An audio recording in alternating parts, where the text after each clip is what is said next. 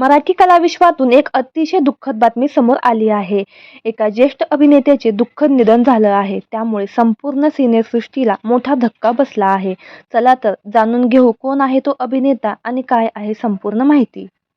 ज्येष्ठ दिवंगत अभिनेत्री रीमा लागू यांचे पती ज्येष्ठ अभिनेते विवेक लागू यांचं वयाच्या 74व्या वर्षी दुःखद निधन झालं आहे. त्यांच्या निधनाने संपूर्ण कलाविश्वावर मोठी शोककळा पसरली आहे. विवेक लागू हे मराठी चित्रपट आणि टीव्ही जगातील एक प्रसिद्ध नाव होते. तसेच ते अभिनेते, लेखक, संगीत दिग्दर्शक अशीही त्यांची ओळख होती. खरी ओळख त्यांना नाटकामुळेच मिळाली होती. रीमा लागू आणि विवेक लागू यांनी 1978 साली लग्न केले होते. एकत्र काम करत असतानाच त्यांच्यामध्ये प्रेम झाले आणि प्रेमाचे नंतर लग्नामध्ये रूपांतर झाले. मात्र काही काळानंतर दोघेही विभक्त झाले. या जोडप्यास मृण्मयी लागू नावाची एक मुलगी देखील आहे.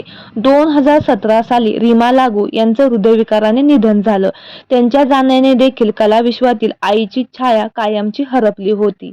विवेक लागू यांच्या कामाबद्दल बोलायचं झालं तर 4 दिवस सासूचे, हे मन बावरे या गाजलेल्या मालिकांमध्ये त्यांनी आपल्या अभिनयाची छाप सोडली आहे. तर मंडळी, आपल्या चॅनेलच्या परिवारातर्फे विवेक लागू यांना भावपूर्ण श्रद्धांजली.